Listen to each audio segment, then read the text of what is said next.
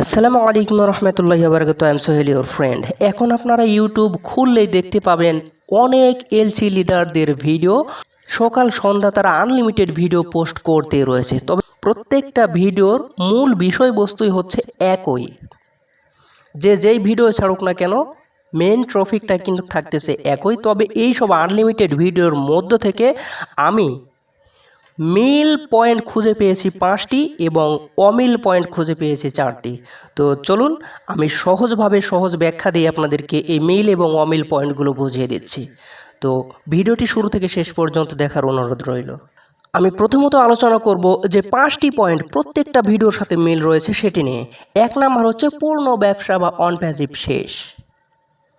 এইটা প্রত্যেকটা ভিডিওতে আপনি পেয়ে যাবেন। সব পোস্টে এটা বলা হয়েছে যে পূর্ণ ব্যবসা বা পূর্ণ গাড়ি চলবে না, এটা অচল।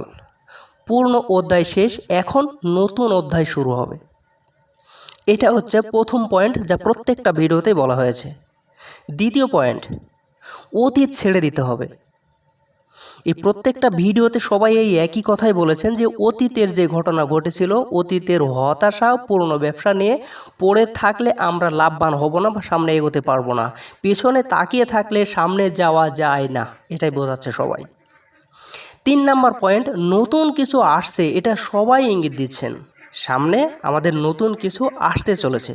সব ভিডিওতেই এই ইঙ্গিতটা দেওয়া হচ্ছে যে ভবিষ্যতে নতুন সুযোগ, নতুন ব্যবসা, নতুন প্ল্যাটফর্ম আসবে। এমনকি রেড ফান তার ভিডিওতে গতকাল বলেছেন যে এটা এই মাসেই হতে পারে বলে তিনি সম্ভাব্য দিয়েছেন। এই মাসে হতে পারে, হবে এমনটা না, যে বলেছে যে এই মাসেই হতে পারে এমন কথা উনি উল্লেখ করেছেন। তো যাই হোক, এরপরে দেখি 4 নাম্বার পয়েন্ট কি। 4 নাম্বার পয়েন্ট যা প্রত্যেকটা ভিডিওতে বলেছেন যে মিস্টার অ্যাশের উপর বিশ্বাস রাখতে হবে। এই প্রত্যেকটা ভিডিওতেই অ্যাশের নেতৃত্ব, ভিশন ও পরিকল্পনার উপর আস্থা রাখতে বলা হয়েছে। এবং তারা একটা কথা বারবার বলতেছে যে আমাদের বিশ্বাস করুন, সামনে ভালো কিছু আসবে। এই বার্তা দেওয়া হয়েছে প্রত্যেকটা ভিডিওতে। 5 নাম্বার পয়েন্ট যেটা প্রত্যেকটা ভিডিওতে মিল রয়েছে, সামনে এগিয়ে যেতে হবে। Move forward, ready to move forward, এই শব্দগুলো বারবার প্রত্যেকটা ভিডিওতেই ব্যবহার করা হয়েছে। এক জায়গায় আটকে থাকলে সামনে আমরা যেতে পারবো না। এই জন্যে প্রত্যেকটা ভিডিওর মেন বিষয়বস্তু হচ্ছে এই 5টি। আপনি যে কোনো ভিডিও দেখেন মিল রয়েছে, এগুলো আপনি পেয়ে যাবেন। তাহলে এবারে আসুন যে আপনি যে 4টি অমিল পয়েন্ট পাবেন, তবে ওদের সাথে সম্পর্কযুক্ত কিন্তু কিছুটা অমিল। এই 4টি অমিল পয়েন্ট নিয়ে আলোচনা করব। প্রথম পয়েন্টটাই হচ্ছে পুরনো গাড়ির উদাহরণ দিয়েছে। অমিল বলতে এভাবে বলেছে যে পুরনো ব্যবসা, পুরনো গাড়ি, পুরনো পদ্ধতি ছেড়ে দিতে হবে, নতুন কিছু গ্রহণ করতে হবে। যদি আমরা নতুন কিছু গ্রহণ না করি তাহলে আমরা পিছিয়ে পড়ব, যেতে পারবো না। ধরুন একটা গাড়ি আপনার নষ্ট হয়ে গিয়েছে, আপনি গন্তব্যে পৌঁছাতে পারেন না, আপনি কি হেঁটে যেতে পারবেন না। এই জন্য আপনাকে নতুন গাড়ি সিলেক্ট করে সেখানে উঠতে হবে। এই জন্য বলতেছি যে নতুন গাড়ি অবশ্যই আপনাকে গ্রহণ করতে হবে। 1 নাম্বার পয়েন্ট।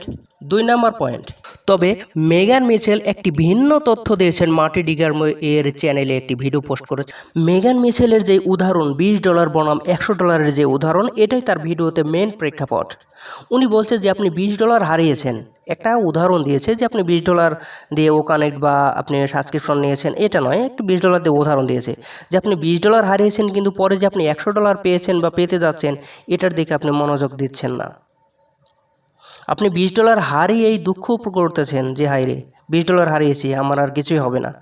এখানে তিনি বোঝাতে যাচ্ছে যে $20 হারিয়েছেন, যে $20 আপনি হারিয়েছেন, পূর্ণ ব্যবসা নিয়ে ব্যস্ত না থেকে আপনি নতুন একটা সুযোগ যেটা দিচ্ছে আপনাকে, এখানে আপনি $100 পাবেন, আপনি সেইটা নিয়ে ভাবেন। যেটা হারিয়েছেন সেটা কম, আর যেটা পেতে যাচ্ছেন সেটা অনেক বেশি, এটাই তিনি এখানে বোঝাতে যাচ্ছে। আপনাকে বারবার বলতে যাচ্ছে যে পুরনো লোগো, পুরনো পরিচয়, পুরনো নাম, এগুলো ভুলে যেতে হবে। এখন আপনাকে নতুন কিছু নাম, নতুন লোকের সাথে পরিচয় হতে হবে। এটাই হবে আমাদের মেন ফোকাস বা মেন বিজনেস। তবে ভিক্টোরি উইথ অ্যাশ এটা মেন বিজনেস নয়, যেটা সামনে আসতে চলেছে। নতুন কোম্পানি নতুন নামে যখন মার্কেটে আসবে তখনই আমাদের বলবে, এর আগে বলবে না। তো যাই হোক, আপনারা এটা দেখে নিতে পারেন মেগান মিচেলের ভিডিওটি, তাহলে এটা ইনশাল্লাহ আপনারা পেয়ে যাবেন।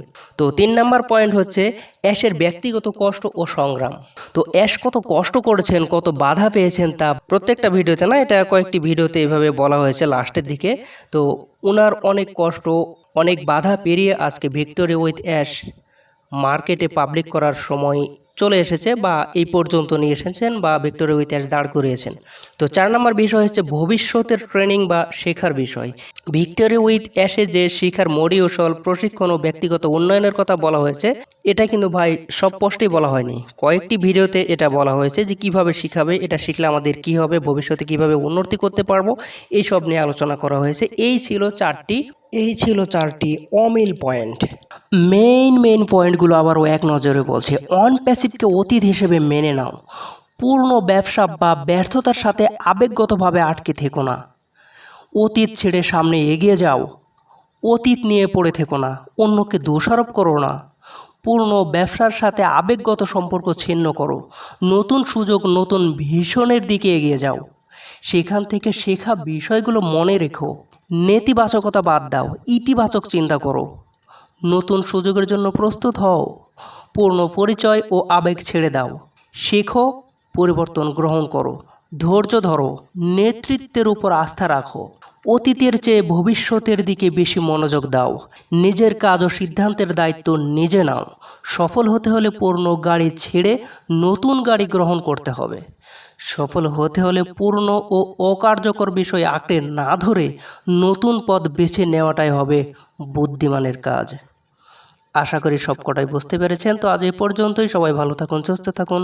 ধন্যবাদ সকলকে। আল্লাহ হাফেজ।